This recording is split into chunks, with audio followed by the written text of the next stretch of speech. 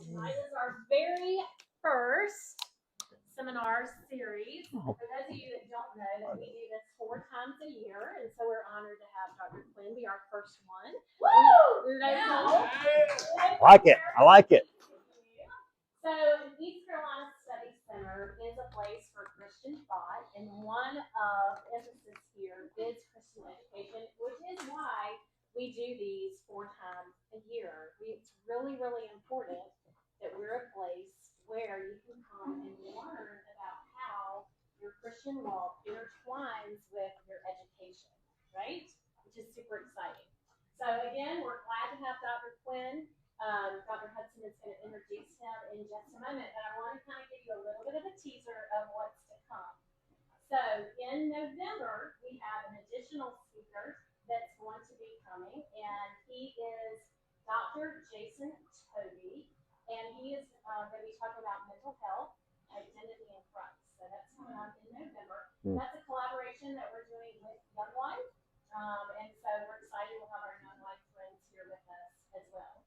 And as far as next semester, I believe it's in January, we're going to be having for the engineering department from here. Is that right, Nathan? Right? Yes. And that is Professor Kim. Is that right? All right. Fantastic. Oh, cool. And we'll also have Molly Wortham from the department. Nice, dude. Is that right? That's right. From Dr. Quinn actually recommended her. Fantastic. Fantastic. Oh, wow. I'm excited. So she became a Christian 2 years ago as a history professor at UNC. Was convinced by the historical evidence for Jesus' resurrection. So she is the really hot commodity in the speaking world at the moment. So it'll be a blessing to get her here. Oh, that's really fun. That's really fun. But I am going to hand it over to Dr. Hudson. Dr. Hudson is a professor at ECU, but he also is on our board and has been from the very, very beginning, before when it was first being birthed.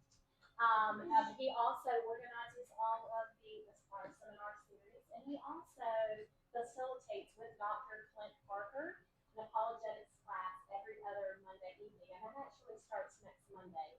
Do you mind just taking a little time just to share a little bit about what you're going to do this semester in apologetics, please? Yeah, not mine. Great. All right. Well, yeah. I'm Nathan Hudson. I'm an associate professor in the physics department here at ECU. And I'm really excited about tonight's talk. I guess briefly for the apologetics group. So apologetics is a defense of the Christian faith, basically. And so every semester, sort of driven by the desires of what students want to talk about, we tackle different topics where people may have sort of intellectual doubts or concerns that they're sort of wrestling with and want to think through and talk through. And so we've gone through a number of different topics in the last 3 years. And this semester we had some biology students who wanted to talk about Adam and Eve and how we think about Adam and Eve and science and genetics. And so we're going to be diving into that topic. There's a number of Christian scholars. There's actually been a lot of Christian scholarship in the last 5 to 10 years that have really gotten into genetics and Adam and Eve and how did that work. So it's going to be really cool, really exciting, stretching for all of us. I'm physicist, not a geneticist, so we'll all learn some genetics together. But I hope that'll be a fruitful conversation that will give you some background to talk about that if you have friends in the biology department or you're in the biology department, wherever your background is, should be a good discussion. But it's not about me tonight. It is about beauty and artistry and creation. So it's my pleasure to introduce Dr. Quinn.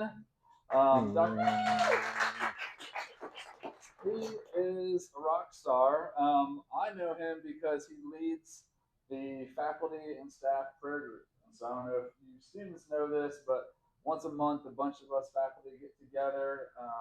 Usually it's virtual, but every once in a while we get to meet here and have dinner here. But we pray for ECU, we pray for you students, and we pray for ourselves and ask for the Lord to give us wisdom on how to represent Him well at ECU. And Robbie has been leading that really since the inception a few years ago now.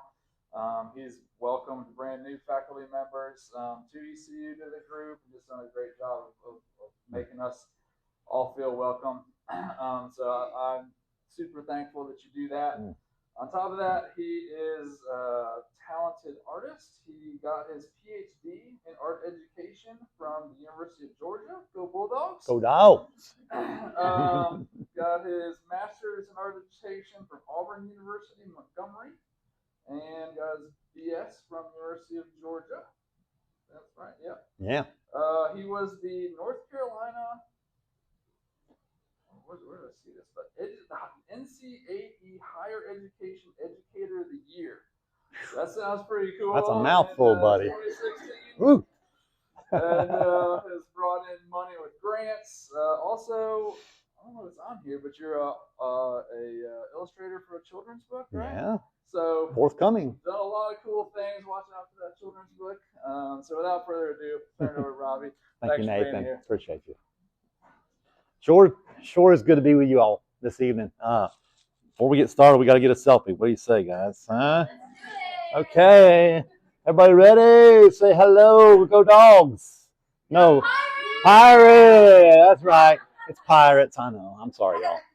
When you're a double dog like I am, it goes real deep, real deep. So I did grow up in Georgia and moved over here to East Carolina University. I had never heard of this place at all. I'd never heard of Greenville, North Carolina. So it was quite a stretch for my wife and I to make this trek over here from Athens, Georgia.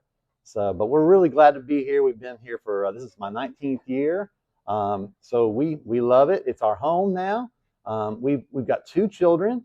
Maddie is a senior over at App State University. Yeah, go Maddie. And Trey is a senior at J.H. Rose High School here in town. So he's interested in going over to UNC Charlotte next fall. That would be his dream, where if he could get over to Charlotte and study over there. So we're proud of our kids. We do have a rescue dog named Boone, who's hanging in there with us. We got him in 2017.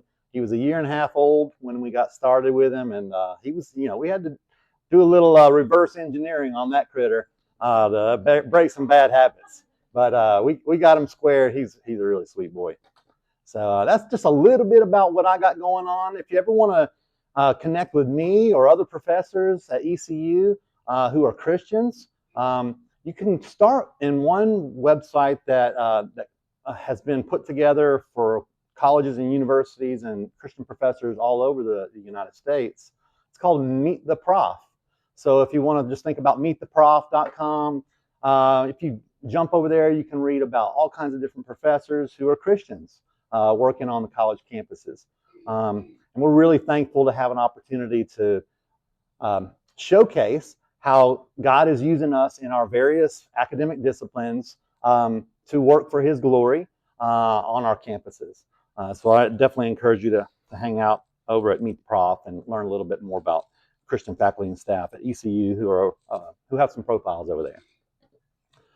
So tonight we have just a few minutes, right? What was it, 2 hours, Nathan, I think? Yeah, something like that.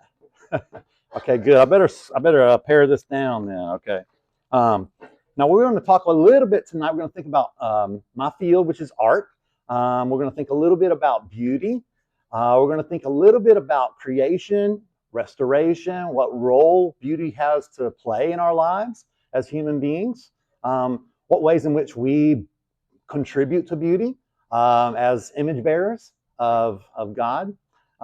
There's a lot that we're going to try to unpack here. We're going to have some discussion times, okay? So it's not going to be like a full-on lecture here. I got lots of pretty pictures, got some videos. Hopefully those will be helpful for you guys to further grasp what I'm hoping to convey to you tonight. So one of the things that I wanted to try to start out with here was this big picture that's on the screen here as the background for the presentation. Anybody know what this image is? Anybody seen one of these out in nature before? Yeah, bird of paradise plant, right? So beautiful plant. This bird of paradise flowers in this very unique way that sort of resembles a bird. And I learned a little bit about this flower as I was preparing for this talk. I was thinking about what role does something like this beautiful display have to do with the way that nature works, right? And I was thinking about, wow, this might attract pollinators or something along those lines in various kinds of ways. And I started thinking about all the kinds of things that we experience in our lives that are just beautiful to behold. And I wonder if you all think about that a little bit, if you think about what it is that's beautiful around you and why those things are beautiful to you and what purpose that beauty might have to play when it comes to those kinds of natural things that we see in the world around us, like the bird of paradise plant. I wanted to start out with the definition of beauty, and I got these slides are kind of hopefully going to connect in some way or another to what I'm going to ramble through here with you. So feel free if you want to try to get a sense of what's going on in each paragraph as I have a slide that maybe correlates with it pretty well. So I tried to think about what's the definition of beauty, right? And we probably all have our own kind of ideas about what's beautiful and what's good and what we like, right? Sometimes it's just aesthetics, right? It's like, that's my aesthetic. That's kind of my vibe. That's my jam. But some people have actually tried to define beauty.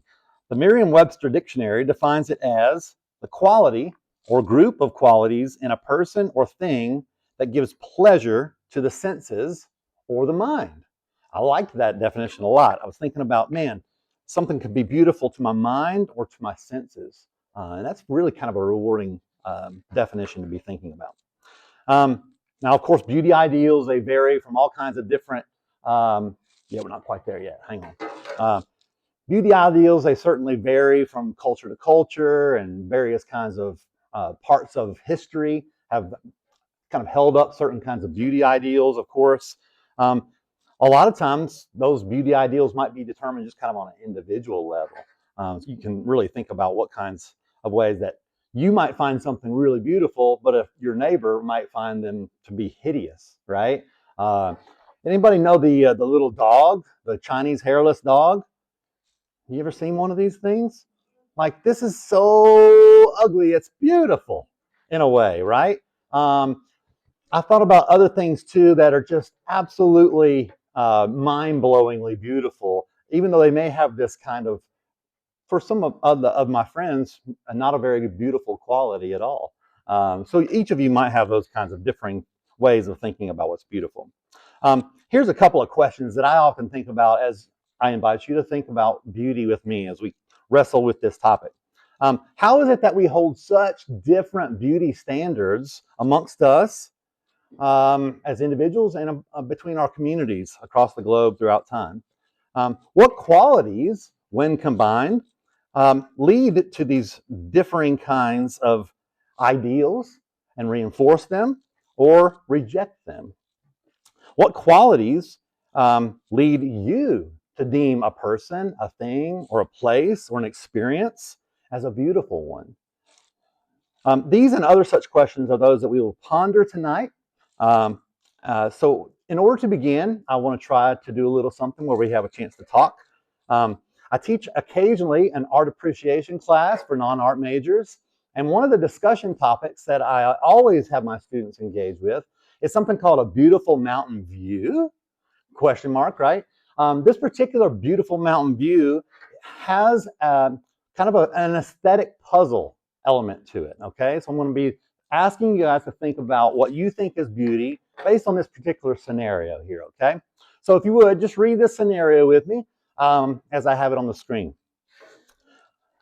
Let's suppose that for centuries, the residents of a rugged alpine kingdom uniformly regarded the surrounding mountains with anxiety and foreboding.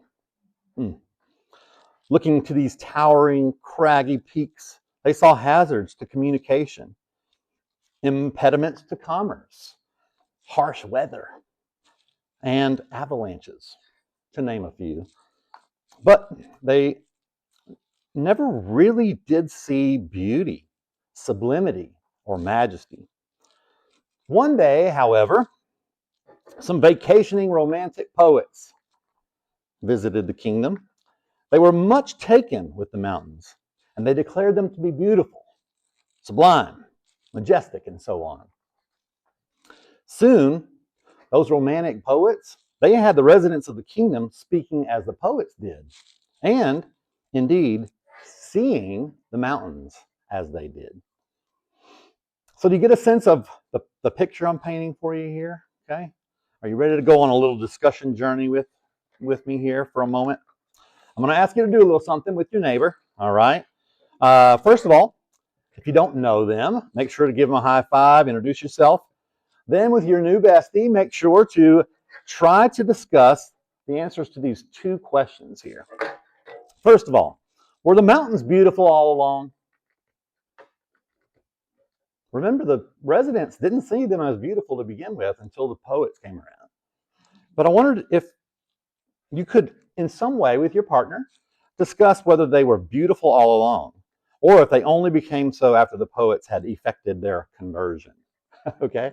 Second, is beauty in the eye of the beholder? Perhaps you know this term. Beauty is in the eye of the beholder. Or can things be beautiful even when no one sees them that way? All right, I'll give you 1 minute to discuss with your neighbor, okay? And you can have groups of 3 or 4, that's fine too.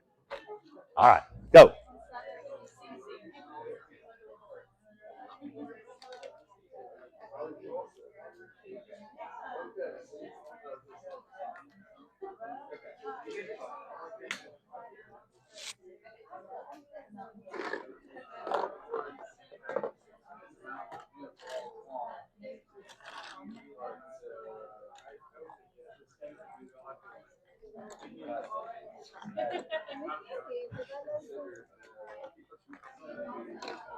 For later. Keep talking. Yep, you're good.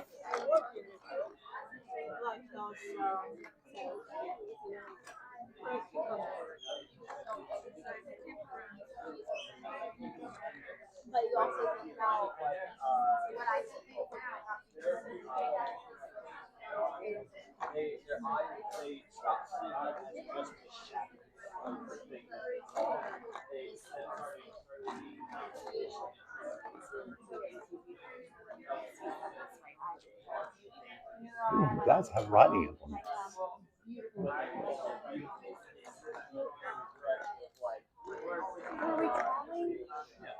We can. Would you like to? You got your thing. For later. Oh, nice. Yeah, absolutely. Doodle anything you like. These might not receive it well. I might have to bring you some paper.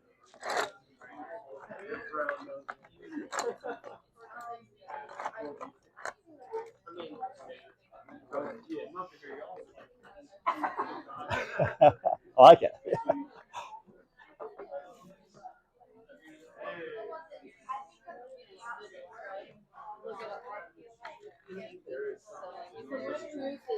It's not truthful, is it actually? Because there are different people do find different things beautiful, but it may also be true that they just have. We did a lull over here, it sounds like. We answered all the questions. We solved all the problems of the universe. Very nice. Good job. Good job.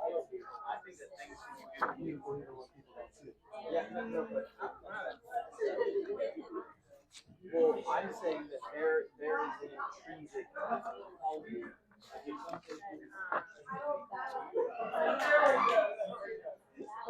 I think that is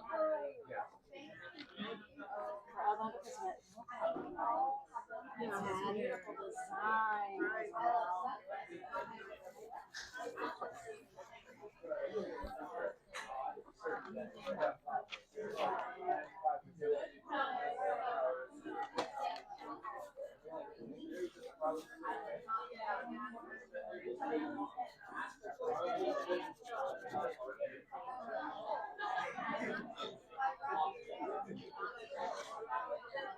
Well,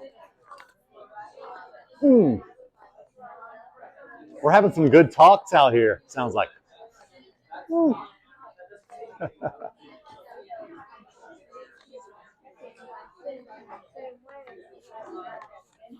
Well, we're having some good discussion, it sounds like. I hate to break into it. We're just scratching the surface, just kind of a jump ball, volleyball style question here, guys. So Hey, don't sweat it if you didn't get to the end of it. Have a real solid conclusion there amongst your group. It's okay if you didn't even have consensus. That's what a really good discussion can do. How about some brave volunteers out there who might want to share like something that you learned in your group discussion that maybe answers one of these two questions that you would just be willing to share out with the group here? That's a big ask, I know. Go ahead, please. So we were kind of talking about the eye of the beholder, and I just kind of had the thought of the scripture, like, we love because he first loved us. Like, in order for you to experience love or experience beauty, you have to experience it personally for yourself, to be able to see it in others. And so it took the other, like, poets to, like, show them an experiential love that then allowed them to see love in their own face. Thank you for sharing that. Beautiful. Anybody else? Any other brave souls out there who might share a little something? Doesn't even have to be that deep, but something nice here. Come on, Eddie. We're going to talk about the connection between the two questions and how what if beauty is in the eye of the beholder with a capital B?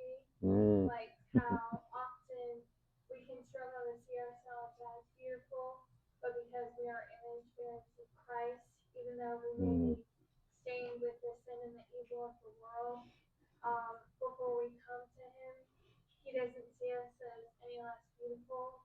He just sees us, as beautiful creation. We are stained by the sin of the world in the same way that the mountains were stained. We're beautiful, but the villagers didn't see it that way because the mountains had brought danger. So the beauty was stained by the danger. Very interesting. Thank you for sharing. Yeah. These are all very thought-provoking kinds of things that you're thinking through here. Okay, maybe one more. Anybody else? Yes, we can say something. Yeah, please. When we were responding to the first question, we kind of likened it to Plato's cave allegory. Not everybody knows what that is. There was, I'll just explain it. Yeah, please do. But so there were people in a cave who had been living in the dark their entire life. And so, but there was like an opening up in the cave back behind them where they could see. And they would see the shadows of whatever was up there dancing along the far wall of the cave. And because they had been in the darkness their entire life, they didn't know anything other than that. So, but then one day, one of the people who was in the cave was then brought out of the cave and saw the things that were casting the shadows onto the far wall of the cave. And his eyes were open, and he tried to get the rest of the people in the cave to come up and see with him and believe.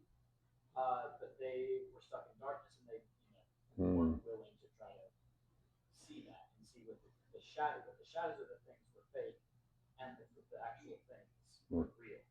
And so we likened it to that in the sense that the mountains were because they had seen the mountains as only danger, those were the shadows, and they had only ever seen the shadows. And then once the poets came, that was like the people coming out of the cave and seeing how the mountains are beautiful as well as dangerous, and that the beauty, as he was saying, it's they're the two things are one and the same. They're not dangerous, but not beautiful. They're beautiful and dangerous.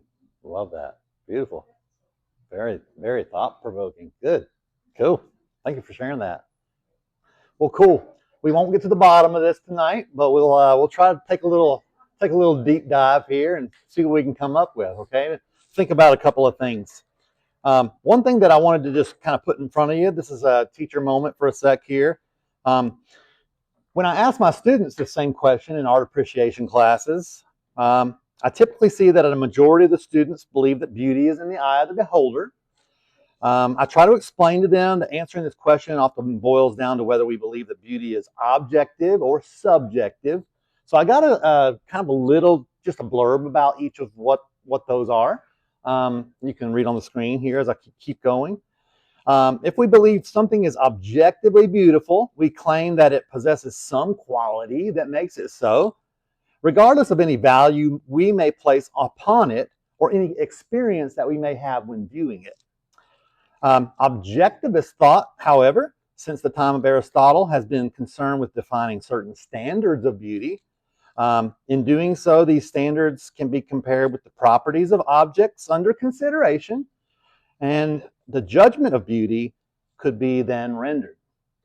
So for Aristotle, some of these properties included color, order, symmetry, definiteness, and harmony of the parts to the whole.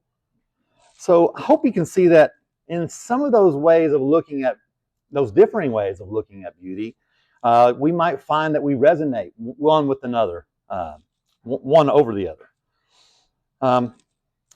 As further kind of illustration here to hopefully put a little finer point on it, if, however, we hold to a subjective view of beauty, something that is, we believe that something is beautiful only if we recognize it to be so, due to some emotional response in us, and assign it value as a beautiful thing.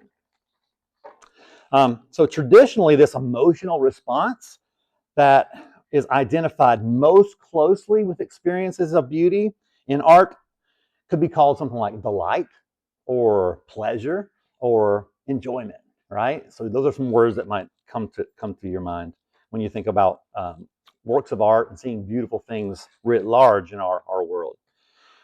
When we have these kinds of transformative experiences, when we are viewing an object, we may then call it beautiful.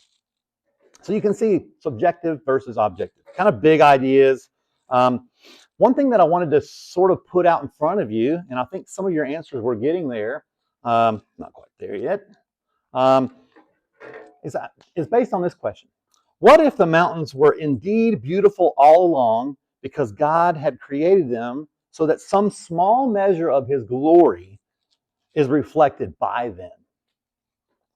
What if the same conclusion can be made about most everything in the creative world? Now, I know you guys might have some creepy crawlies around your house that you're like, ooh, I don't know about that one now, okay? Yeah, I've seen some slugs out there. I'm not so sure about that. However, Romans 1 attests that creation speaks to the glory of God and testifies to his goodness. I'll just read Romans 1, 20 through 21 here for you. For God's invisible attributes, namely his eternal power and divine nature, have been clearly perceived ever since the creation of the world in the things that have been made. So I wonder, and maybe it's a challenge a little bit here, to think about things that you see that you normally wouldn't say are beautiful, and see if you might just look a little longer from time to time and see if there might be something in there that's beautiful with that slug or that spider or so on and so forth. Well, let's look at what the Bible has to say about beauty. Just did a quick little word study here. The Bible includes over 100 references to beauty, usually pertaining to people and certain attributes of those people, such as their eyes. King David's eyes were said to be beautiful. It may have reflected their voice or their figure. It may be another category of things that the Bible speaks of, such as their clothing, which was beautiful, like crowns and robes. And certainly God is portrayed as beautiful. Got a couple like sort of summative big ideas here about what the Bible has to say about beauty. So you can read this if you want while I keep going. There are several references to places being beautiful, including something called the city of God, Zion, which is where the Lord is. Most clearly defined in the Old Testament, at least, as Jerusalem. The salvation that God would bring through the work of Jesus in the city of Jerusalem is called beautiful in Isaiah 62:3. The lover in the Song of Solomon, maybe you know this book in the Old Testament. The lover in the Song of Solomon tells his beloved in chapter 6, verse 4, that she is as beautiful as that city, Zion. In Psalm 16:6, David says, "The lines have fallen for me in pleasant places." Not quite yet. The lines have fallen for me in pleasant places. Indeed, I have a beautiful inheritance. I wonder if you've ever thought about your inheritance being something that's beautiful. Um, a favorite reference of mine is Ecclesiastes 3:11 from the Old Testament. He, the Lord, has made everything beautiful in its time. Jesus told his disciples that the woman who washed his feet did a beautiful thing to him. That's from Matthew 26:10. The Bible also warns us about beauty. Some of the references that I found warned against superficial beauty. There is a reference in James 1:11, which refers to beauty as something that perishes. Right? In Matthew 23:27, Jesus admonishes the Pharisees for looking good on the outside, like whitewashed tombs, where within are full of dead people's bones and all uncleanness. The prophet Ezekiel, in the 27th chapter of his book, laments over this city named Tyre. And this city foolishly claimed, according to Ezekiel's writing, I am perfect in beauty. As a contrast, let's see if I got this on the next one. Yeah, it's all right. As a contrast, Isaiah 53:2 refers to the coming Messiah, Jesus, as someone who, quote, had no form or majesty that we should look at him, and no beauty that we should desire him. Isn't this interesting? Some of the ways in which the Bible talks about beauty and some of the categories it gives us, both as things to encourage us to celebrate and things that it warns us against. I have distributed for you some paper and some pencils on your tables here, and I'm going to ask you to do a little something. When I was passing this out, I got to say, a couple people got pretty excited about doing some drawing here, okay? Now, you do not have to draw. I am an art professor, but I'm not going to make you draw tonight, okay? Just grab a piece of paper, grab one of these writing implements there, and I'm going to ask you guys to ponder this question that we've been kind of dancing around all night. I think I got it on the next slide here. Yeah. The question is kind of a question where you have to kind of support it with some reasons, and you can write this out. If you're adventurous and you're an arty person, you can certainly draw it out if you would like. You got plenty of paper there. You can use both sides. The question is, what do you find beautiful? What do you find beautiful? And then follow it up with that supporting answer now. Why? Why do you find that thing, person, place, experience, concept beautiful? So take a few minutes. Let's contemplate these questions. Let's write down what you find beautiful and or draw it if you'd like. And I hope that you'll engage with this a little bit more personally as we think about what it makes. Not about this picture. No.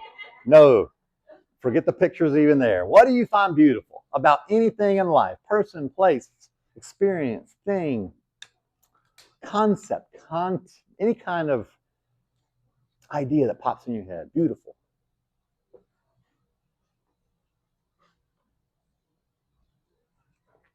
Take just a couple minutes.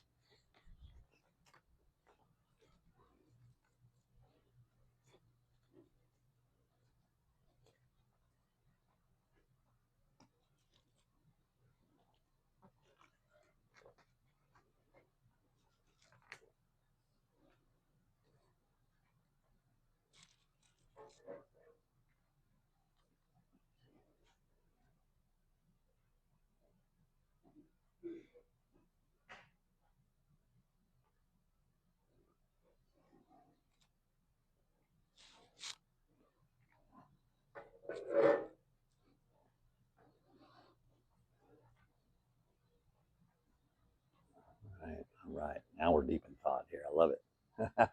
Oh, getting some art stuff going here. I like it. Nice. Cool. Lots of ideas.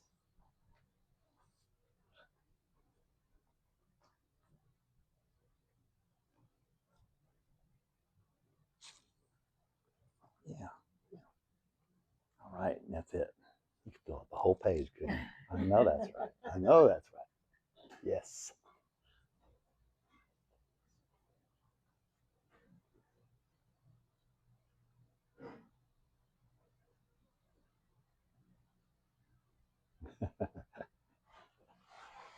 Uh-oh.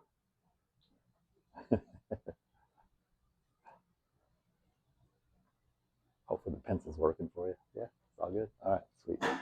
Nice, nice. All right.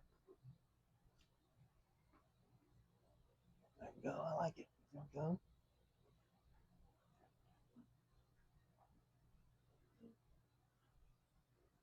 Let's see what you got. Oh, wow. I love this. The list. It's just going to grow. You're going to fill that whole page. I just know it. Nice. Yeah. Solid first answer, bro. Yes.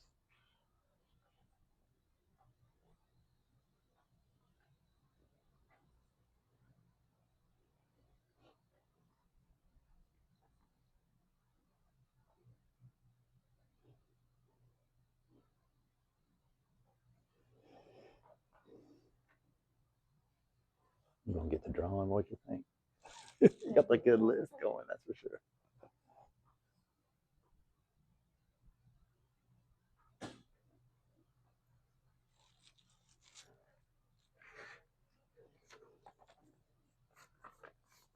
All right, cool. Maybe about 30 more seconds, okay? It's all right if you don't get them all on there. No problem at all. I see a lot of folks have got a good start here.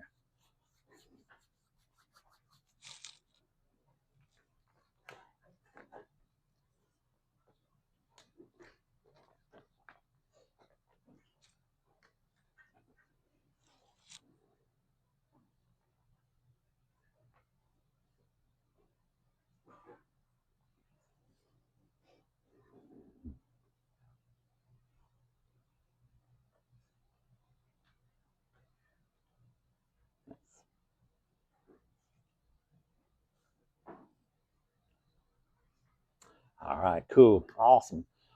Now, okay, you got to be really brave right here, okay? Now, we heard from you a minute ago about your discussion time.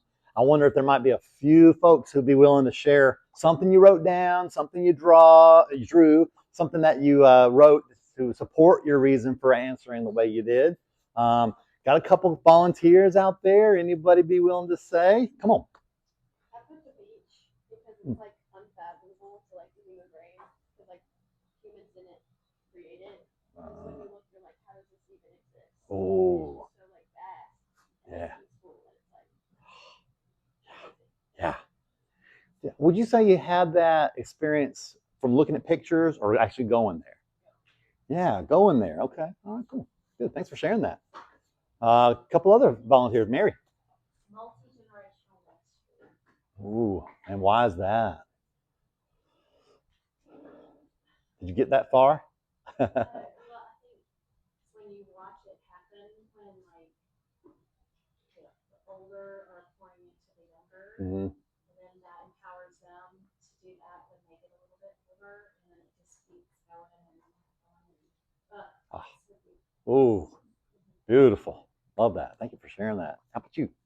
I find like sacrifice beautiful, Mm. like sacrificing of yourself. Yeah. It's like my parents. I just think about like Jesus. Yeah. And just like it's hard for us to sacrifice of ourselves and be humble and be good for ourselves. It's not in the sinful nature. Yeah. That aspect. So I see that as beautiful. Oh, cool.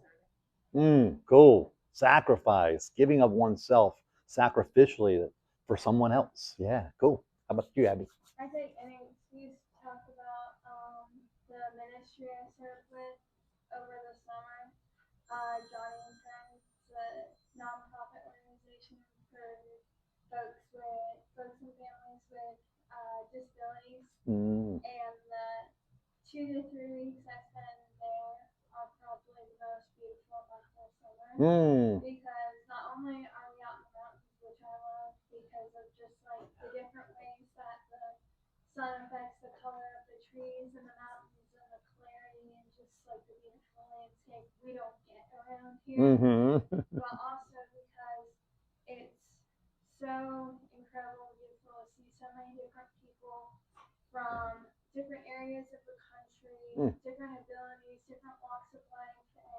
you know, careers and stages in life just all coming together, no matter how long you've known each other, and no matter, you know, where you're coming from or where you are in your Yeah.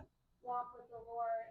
The volunteers focus is serving the families, and the families get to relax and commune with each other Yeah. and just like feel peace and ease they don't get Nice. the rest of the year. Outstanding. Oh, that does sound beautiful for sure. One more, yeah. So I'm gonna repeat the ocean one, but I want to the part of it that's beautiful to me is just the I spent the last weekend at the beach, Mm-hmm. so it's fresh. It's fresh, I yeah. went during the day and at night, Mm. and I think there's differences there. Mm. But I think for me, it's like scary and relaxing all at the same time.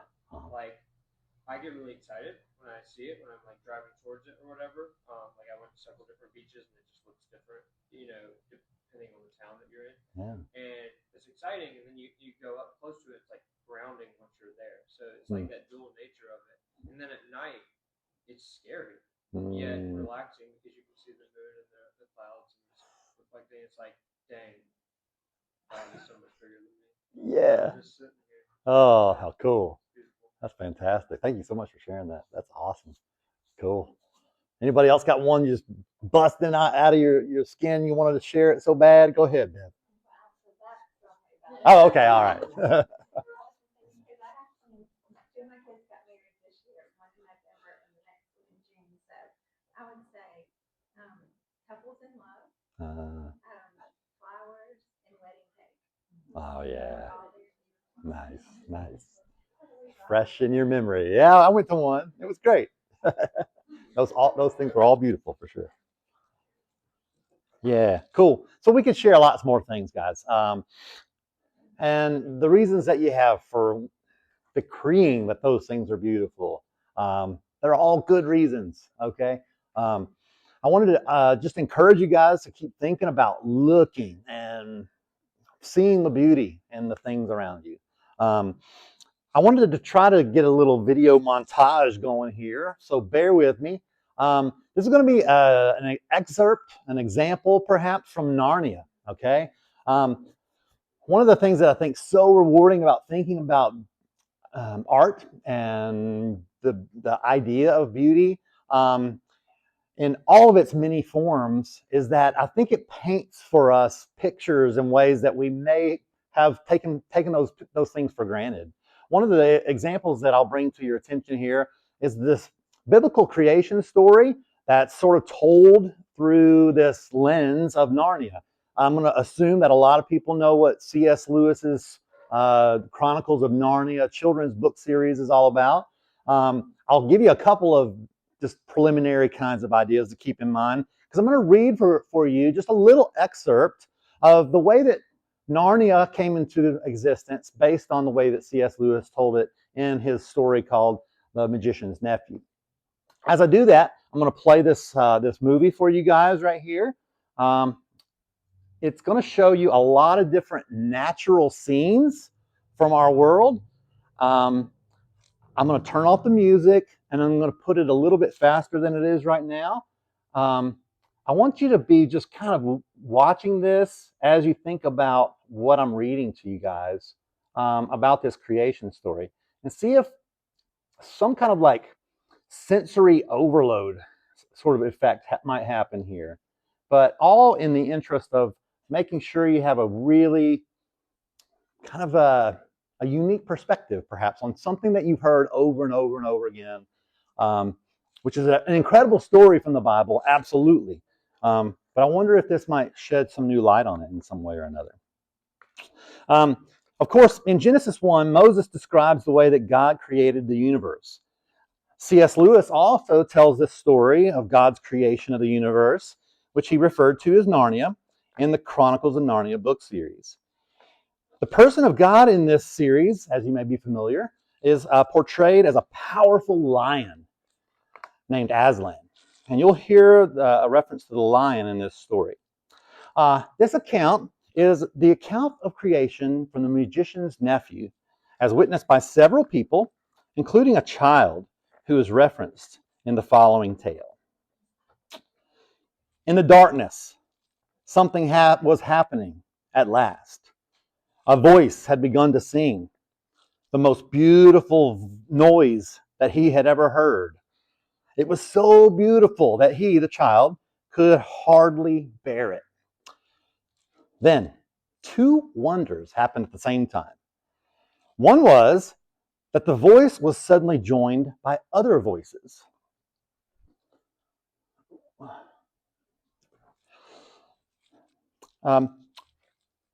They were in harmony with the voice, but far higher up the scale. Cold, tingling, silver voices. The second wonder was that the blackness overhead, all at once, was blazing with stars. They didn't come out gently one by one, as they do on a summer evening. One moment, there had been nothing but darkness. Next moment, 1,000 points of light leaped out. If you had seen it and heard it, you would have felt quite certain that it was the stars themselves which were singing, and that it was the first voice, the deep one, which had made them appear and made them sing. The voice on the earth was now louder and more triumphant, but the voices in the sky, after singing loudly with it for a time, began to get fainter. Far away and down near the horizon, the sky began to turn gray. A light wind, very fresh, began to stir. The sky in that one place grew slower and steadily paler. You could see shapes of hills standing up dark against it. All the time the voice went on singing. The eastern sky changed from white to pink, and from pink to gold. The voice rose and rose till all the air was shaking with it. And just as it swelled to the mightiest and most glorious sound it had ever produced, the sun arose. The earth was of many colors. They were fresh, hot, and vivid. They made you feel excited until you saw the singer himself, and then you forgot everything else. It was a lion, a huge, shaggy lion, and bright it stood, facing the risen sun. Its mouth was wide open in song, and it was about 300 yards away. And as he walked and sang, the valley grew green with grass. It spread out from the lion like a pool. It ran up the sides of little hills like a wave. Soon there were other things besides grass. The slopes grew dark with heather. And when he burst into a rapid series of lighter notes, she was not surprised to see primroses suddenly appearing in every direction. But now the song had once more changed. It was more like what we should call a tune, but it was also far wilder. It made you want to run and jump and climb. Showers of birds came out of the trees. Butterflies fluttered. Bees got to work on the flowers as if they hadn't had a second to lose. And now you could hardly hear the song of the lion. There was so much cawing, cooing, crowing, braying, neighing, lowing, bleating, and trumpeting. Then there came a swift flash like a fire, but it burnt nobody, either from the sky or from the lion itself. And every drop of blood tingled in the children's bodies. And the deepest, wildest voice they had ever heard was saying, Narnia, Narnia, Narnia, awake, love, think, speak, be walking trees, be talking beasts, be divine waters. Well, I get chill bumps just reading that every single time. Hopefully in some of what you saw in this brief sped up version of this 6 hours of beautiful places on earth, you got a sense of, wow, God did all of that. He made all of that and so much more with just, as Psalm 8 says, the fingertips of his hands. Our God is so big. I think it's just beautiful to see an imaginative rendering of what it is that we get in the Narnia story about the creation of all things. All right, let's see if we can get back on track here.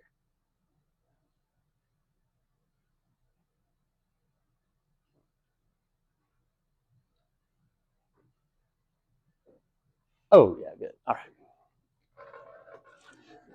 So the impact of an imaginative, artistic retelling of the biblical creation story cannot be overstated.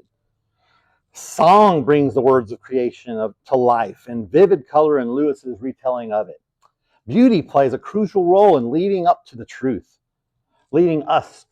Excuse me. So the elevating power of art and beauty in worship is one thing I want to talk with you just for a brief moment about. Something that I include in a book that I've written recently that I use for my art appreciation class. In this chapter that's all about beauty in art, is I found that the theologian Thomas Aquinas, from a long time ago, 13th century, wrote that artwork, if attractively presented, raises viewers to the knowledge of the truth. Worshippers may be led to meditate on spiritual truths in part because they are presented with beautiful, majestic images and places of worship. In this way, aesthetic awareness is heightened, and contemplation of what is good and what is beautiful in art, life, the world, and beyond is accentuated. Well, hopefully you're tracking with me here a little bit. I wanted to kind of give you a sense of the fact that sometimes we look at the Bible as just a kind of a rule book, right? Or maybe we look at it as like, some of you might have heard this, that BIBLE stands for Basic Instructions Before Leaving Earth. Well, what if the Bible is actually a story? I want to try to present that idea to you guys. What if the Bible is a four-part story in which we hear about creation, rebellion, redemption, and restoration? I'm going to try to provide a little SparkNotes version of this four-part story, and I'm going to use a handful of what I hope are powerful artworks that you'll enjoy as we keep on moving through creation, rebellion, redemption, and restoration. In creation, we note that God created everything, right? The beginning. And he said it was good. It is good. We already read how incredible that was, right? Through the Narnia retelling. He created humankind in his image. We were meant, and he called us very good. That's pretty cool. Now, we were meant to live in perfect communion with him, care for the earth, and live for the life of the world. We were the imago Dei. Somebody mentioned this a little bit earlier. Image of God. We are image bearers of the living God. As such, we were endowed with many of the very same attributes that God has, including the creative impulse. We were commanded to flourish, to fill the earth, to make gardens and tend them. We were to be image bearers of God himself in the way that we relate to creation and to each other. It was a beautiful time. The art I'm going to show you here is something from Albert Bierstadt. Let's see if we can get in there and look at that thing. I'll have to click on it, I suppose. This will link us out to a really cool project that Google's doing called Google Arts and Culture Project. I like this one because we can get in real close on this image and see some of the details that might be hard for us to see at this scale. This painting by Albert Bierstadt is called The Rocky Mountains, Lander's Peak. It was painted in 1863. It was based on the government survey excursion of Frederick W. Lander. Let's do it. You can do it. Yeah. There we go.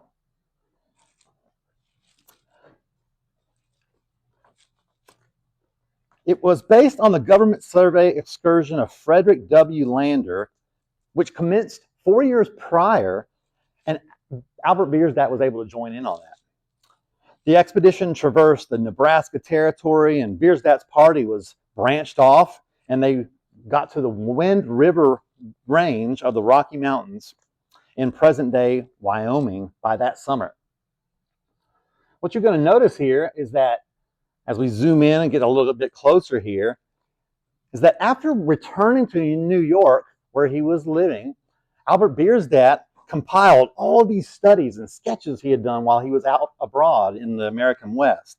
And he compiled them into a single vision where the enormous scale of the mountains loomed high above a peaceful Shoshone village that you can see here in the bottom of the image. Bierstadt's work, and others like it, by his contemporaries, fueled the American vision for westward expansion, as the land was still largely unsettled.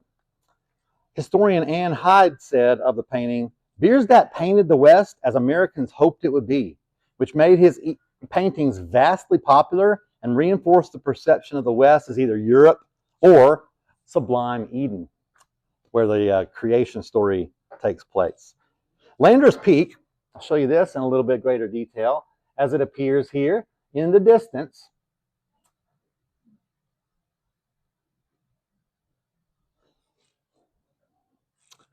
Would have certainly conjured images in the viewers of this work at the time of the great mighty Matterhorn mountain in the Swiss Alps.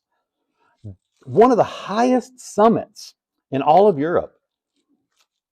This particular view of the Matterhorn, as Bierstadt kind of is reimagining it as Lander's Peak, had yet to be summited at the time of this painting. And so someone would have, when viewing it at that time, would have said, we got to go. We got to conquer it. There's good stuff out there. God has made a beautiful world. We should go and find out a little bit about it. Pretty good painting, I think, huh? Hopefully you found that interesting as well. So that's Act 1 in the 4-part story, creation, right? We have experiences in creation that still give us a little echo of that. The second act in this 4-part story is rebellion. Rebellion. Humankind rebelled against God, however. We wanted the knowledge that he had. We wanted to be him. And as a result, we brought brokenness into God's perfect creation. Death, decay, sorrow, and toil followed. Our sinful state and the infection we brought into creation makes it clear to us every day, you feel this, I feel this, that this is not the way things are supposed to be. Thomas Cole captures this in his Expulsion from Eden. We can look at this one too. There's a couple of Easter eggs in here that I think you guys will enjoy. You can see that Thomas Cole, in this work called Expulsion from the Garden of Eden, is hearkening back to the work of his predecessors who had tried to illustrate a famous work, Milton's Paradise Lost. In a paraphrase of Eliot Boswick Davis, we learn that Thomas Cole first exhibited Expulsion from the Garden of Eden in 1828. Thomas Cole described the beauties of the American wilderness and its capacity to reveal God's creation as a metaphoric Eden. Sounds a lot like Albert Bierstadt that we just looked at. He considered European scenery to reflect the ravages of civilization, however, for which primeval forests had been decimated, impetuous rivers had been turned from their courses, rugged mountains had been smoothed, and in his Expulsion, Cole vividly portrays both paradise on the right and a hostile world on the left, replete with the consequences of earthly knowledge. These opposing realms meet near the center of the canvas. The profusion of flora and fauna on the right-hand side evokes the beauty and the harmony of Eden. On the left-hand side, we see that Adam and Eve are cast. Can you see them here, right at the bottom left? Are cast into this abyss marked by blasted trees, desolate rocks, and the Easter egg that I always like to look for is an ominous wolf right over here Perhaps you can see them as we get a little bit closer into that section of this gigantic painting. There's the ominous wolf. Death has entered the scene because of the rebellion of humankind. And you can see that the vulture is swooping in and about to fight with the wolf. So war, enmity, strife, toil. This is the story of rebellion. That's Act 2 of this 4-part story. Part 3 is called redemption. In redemption, we see that God's just punishment for our rebellion, because it's death, he sends his son, Jesus Christ, in the fullness of time to enter into the story of humankind. Jesus was fully God and fully man. He was without sin. He obeyed God's law perfectly. He bore the wrath of God on his shoulders as he went to the cross to die for our sins. What's more, he brought an end to death by being resurrected from the grave. He promises to live with his people through the Holy Spirit dwelling in us until he comes again. One of the images I want to share with you here is Matthias Grunewald's image from an Isenheim altarpiece. This one, you don't really get a chance to zoom into it very closely, but you can see here that Grunewald makes this powerful portrayal of Christ on the cross. This is a way that art can sometimes evoke these kinds of empathic responses in us, where in spite of an overall beauty to the scene, we are caught up in the emotional kind of response here as people who cling to what Christ did on the cross for life. This is a huge double-winged polyptych or a multi-part panel. It's got hinged wings that open up and reveal some scenery on the inside as well. Then in this large oil painting, we see that the artist has depicted Christ at his crucifixion among the apostle John. You can see that John is pointing there. You can see the Virgin Mary, the mother of Jesus here. And you can see that there are other important figures who are with the deposed Christ here at the bottom of this polyptych as well. Grunewald completed this painting in the village of Isenheim in Germany. At that time, the site of a monastic complex which included a hospital for those suffering from dreadful skin diseases. And if you look at the Christ figure, you can note that these appearances have been captured by the artist. This crucified right arm, his legs would have appeared to be removed for a brief time even, providing a symbol of comfort for patients who may have had limbs amputated due to gangrene. These are just a couple of the many ways that the artist purposefully crafted the work to provide comfort and hope to those who viewed it. Herein we find the incredible way that Grunewald has appealed to beauty through ugliness, if you want to go there with me. As the informed gaze upon the suffering of Christ, they may find solace. In acknowledging the horrific nature of crucifixion through the putrefied greenish tint of Christ's flesh and the contortion in his arms and hands from hanging so long on the cross, Grunewald has given us no room to gloss over the ugliness of what has happened. Nevertheless, we are to be reminded that, as symbolized by the lamb in the painting, which is on the right bottom portion there, there is hope, grace, and purpose in the suffering that Christ has endured. These attributes would have been beautiful to those in need of them, as they would realize that they have a Savior who is deeply acquainted with their suffering. That's Act 3, redemption, a beautiful Savior. Act 4, and finally, restoration. Revelation 21 starts like this, you guys. Then I saw a new heaven and a new earth. For the first heaven and the first earth had passed away, and there was no longer any sea. I saw the holy city, the new Jerusalem, coming down out of heaven. And I heard, prepared as a bride beautifully dressed for her husband. And I heard a loud voice from the throne saying, "Look, God's dwelling place is now among the people, and he will dwell with them. They will be his people, and he will be their God.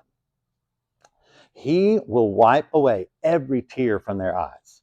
There will be no more death, or mourning, or crying, or pain, for the old order has passed away." As the creators of the Bible Project put it, this vision and the rest of John's visions described in the book of Revelation, well, they leave most of our questions about the new creation unanswered. And that's not necessarily a bad thing. John's goal wasn't to satisfy our curiosity about the new world, but to instill confidence that the creation would be reborn, just as Jesus was resurrected from the dead. This is the hope of the story of the Bible. Death will be replaced with life. All things will be made new. God's domain and our domain will one day be completely united. The whole earth will be a recreation of the garden, and the glory of the temple will cover it. Every nation will be blessed through the power of the resurrected Jesus, and God's own personal presence will permeate every square inch of the new creation. This last work I have for you here is from Jan van Eyck. This is the Ghent altarpiece. What we should note here as we zoom into it is that we're presented with a lot of different kinds of things going on here in this painting. We're looking at a wide variety of biblical figures. We're looking at a wide variety of people groups. And most importantly, down here at the bottom, and most germane to what we got going on tonight, we see a picture of this new creation. We see a picture of the wedding supper of the Lamb as portrayed in Revelation. Right here at the bottom, you can see angels around the Lamb, who is the Christ figure in this painting.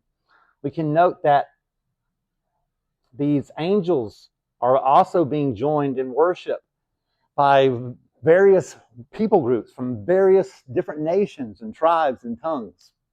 You can notice this fountain of water that's in the foreground, symbolizing the river of life that flows in heaven. We see a new city. We see beautiful and lush greenery. Wow, there's a lot going on here that we could keep unpacking. Jan van Eyck spent hours, countless days and weeks and months perfecting each and every stroke. And as you get closer into it, you can see all of the vivid detail and the lush, beautiful depiction of the new heavens, new earth. So guys, as I land the plane, why should we care about beauty? Why should we be concerned about things that are surrounding us in our world that depict that beauty to us in some small way? How should you and I interact with our world? How should we care for and steward God's creation? How might we be better attuned to the beauty that's all around us? Why should we create beautiful things? Why should we cultivate beautiful spaces? Why should we craft beautiful objects? Why should we tell beautiful stories? Why should we sing beautiful songs? If you think about the wealth of the different kinds of art forms and storytelling that we're surrounded with, I wonder if you could ask those same questions about things that you're drawn to that portray beauty in their various ways. Well, if I can provide one answer, maybe just something as you're thinking about this, I think we should do these things because they are an echo of what God is doing. To quote Ray Ortlund in this little book I'm reading right now, The Gospel and How the Church Portrays the Beauty of Christ, we should do these things because, quote, this divine restoration is not completely ahead of us. The promised future landed in this world 2,000 years ago when Jesus announced that he was starting to fulfill the old prophecies. This is why Jesus healed people. His healings weren't stunts or magic shows. They were a preview of coming attractions. In doing all the good that we can, through acts of beauty and care and love, we must recognize that only God can build heaven on earth. That's not something that you and I can do. We will reach no utopia in this world, no matter how much we try to build beauty into it. We must recognize that Jesus will do the work that he started at Jesus' coming in his second coming, by bringing a perfect community of his children living with him in glorious, peaceful, shalom, wholeness, fullness forever. I want to just play a little song. That's all right. Got a little artistry in musical form to share with you guys. This is a song from Wendell Kimbrough, who's a modern songwriter. And I love singing, leading people in worship through song. I hope you get a little something out of this, that you begin thinking about what's going on with what God's doing in his world and through you and your place in it. This particular song is called I Am Making All Things New. I've got the words here that I would love for you to see as I play it for you.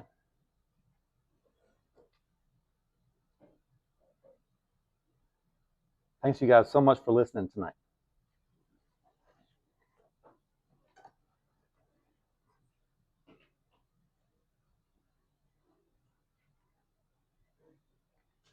Water first.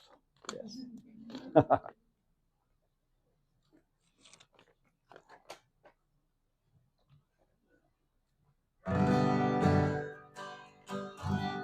Tuning second. Yeah.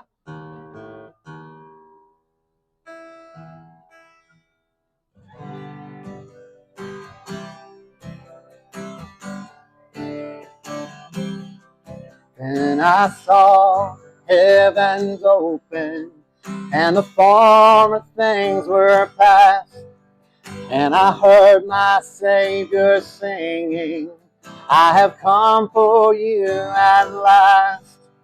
I will wipe away death's sorrow. You will no more cry or grieve. To the thirsty I give healing. From the spring of life come drink.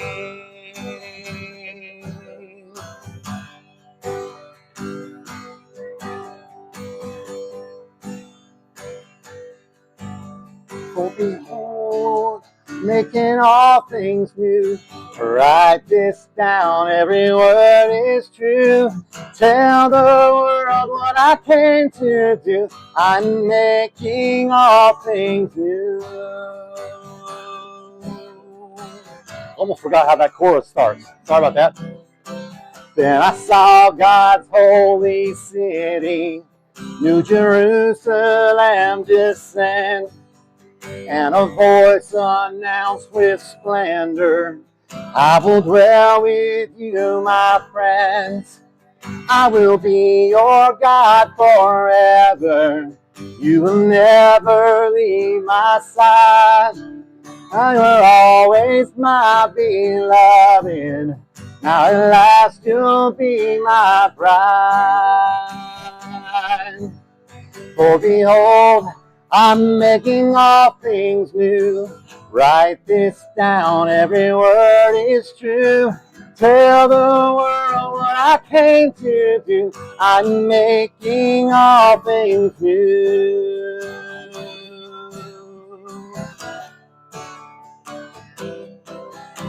We will no more fear the darkness, and the night will be like day. For the Lamb in all his beauty, like a torch will light our way. And the gates of that great city never close to those who come. Every nation brings its glory to our new creation home. Join me if you want. For behold, I am making all things new. Write this down, every word is true. Tell the world what I came to do. I'm making all things new. For behold, I am making all things new. Write this down, every word is true. Tell the world what I came to do. I'm making all things new. Thank you guys so much. Thank y'all for listening. It's been fun being with you. Anybody got any questions? Anything I could answer? Maybe that's your part. Is that your role? Sure. Sounds great. Thank Dr. Quinn again. Yeah, any questions? I got thoughts or questions. I'll ask the first question. Beautiful. Maybe spark a little bit. Please. So, sort of this objective or subjective theory of beauty. I mean, there do seem to be some things that are a little bit subjective as far as how we look at beauty. So, do you think that God sort of built subjectivity into beauty in a way to reflect his character or something like that? I love that idea. That's really fun to think through. I think there is a sense in which we get a little bit of the beauty of diversity in the ways that God created us, in the ways that we view things differently. So I think that is, in some small respect, reflective of his character. Whether you and I come at an understanding and an appreciation of something that's beautiful through an objective lens or through a subjective lens, I think God is glorified when we see his fingerprints on what it is that he's made. So he's happy that we come no matter how we come, I think. I've told my students as we've tried to wrestle with this topic in my art appreciation classes that either particular point of view is one that's been held by millions of people over the differing ages as people have been thinking about this topic. And I wanted my students to always remember that they just need to make sure they are able to rationalize or support the reasons for thinking the way that they do about this particular topic. And that's what I'm hoping we can all do as well as we go out of this place and think about engaging in our world, seeing the beauty of God's creation in one another and through these acts, many of which you've described in your reflections tonight.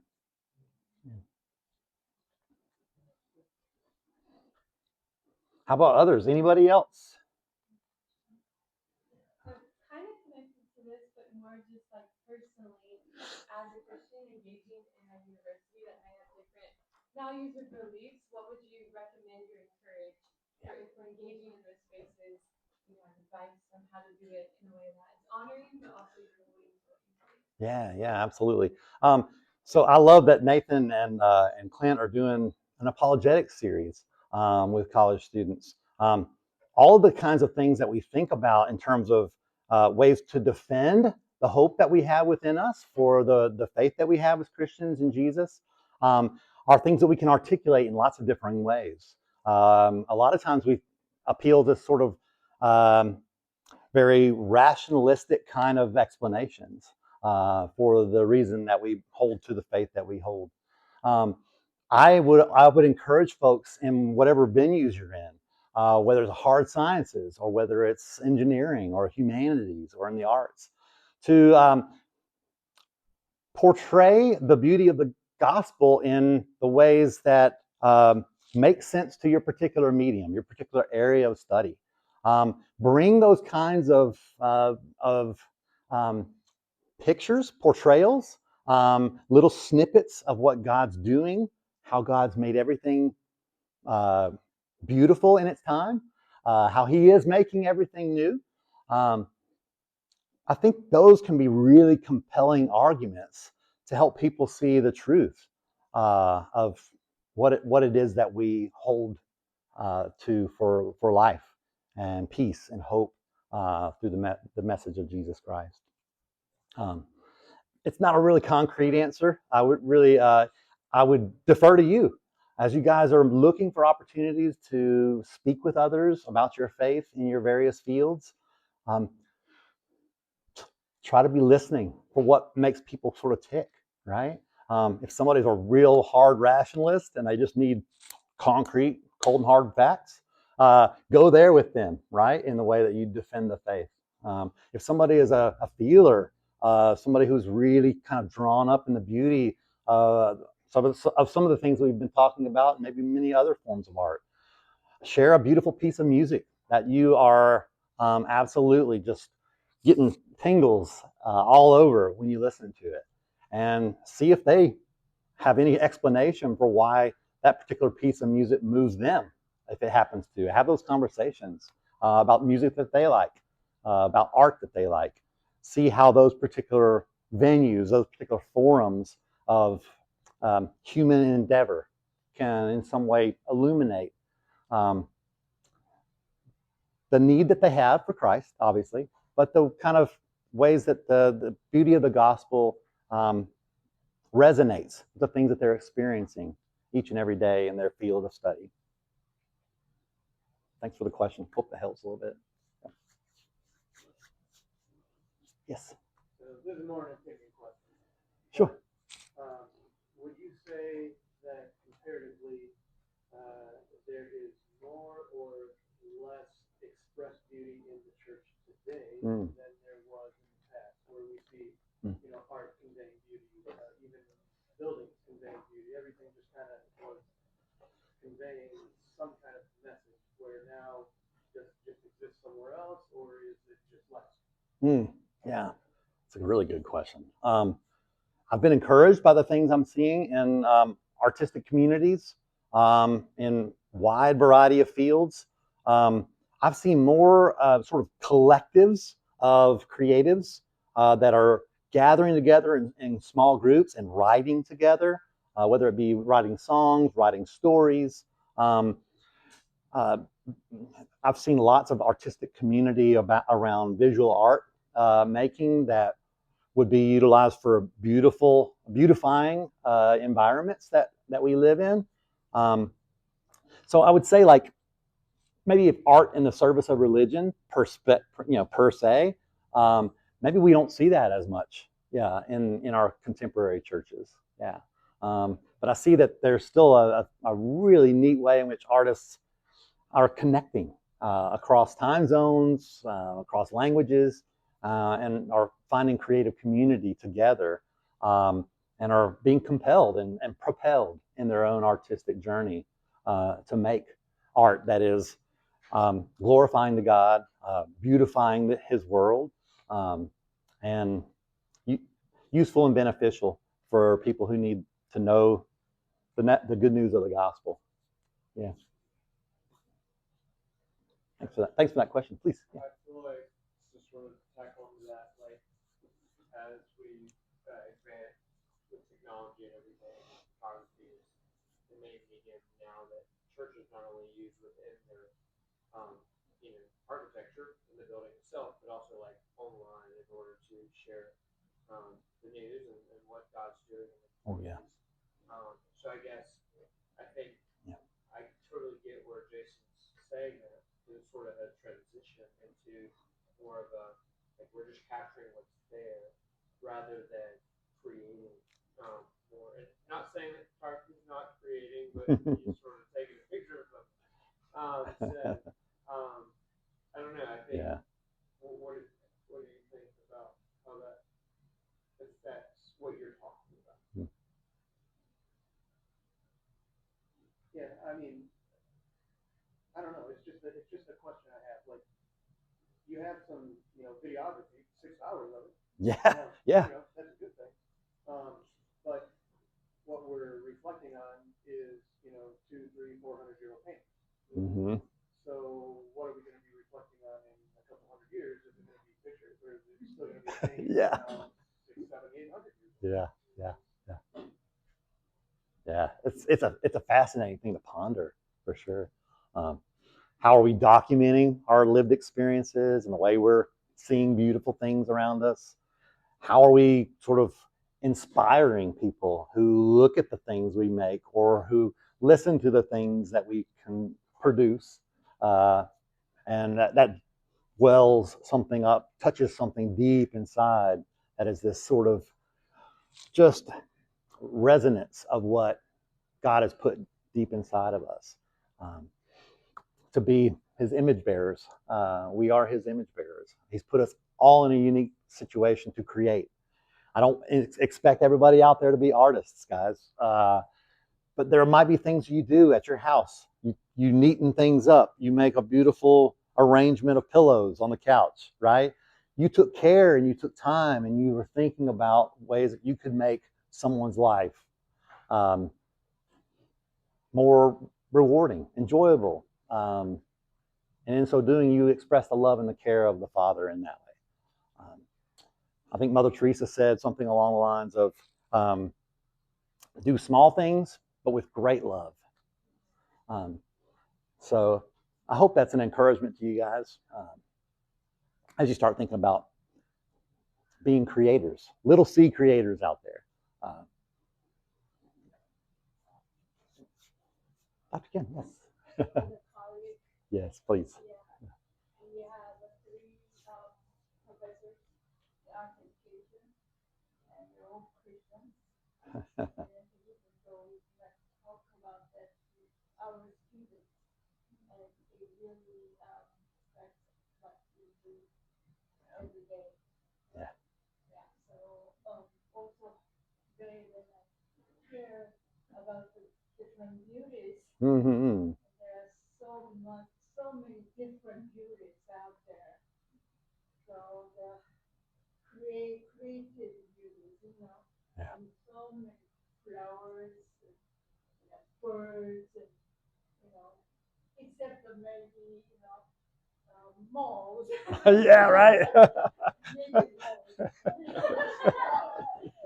But most of them, even the slugs, the sea slugs are beautiful, things like that. So it's a beauty, those kind of beauty.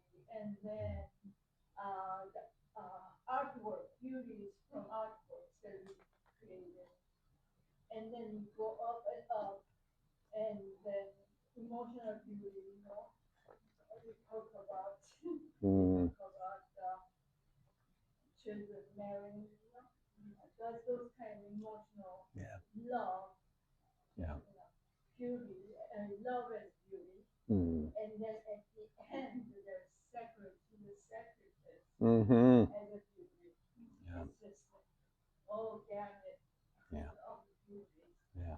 So I just feel so we are so blessed. Yeah.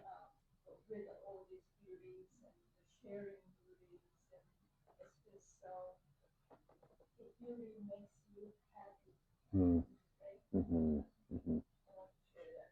Yeah. Thank you. Thank you, Dr. Kim. Thank you for being here.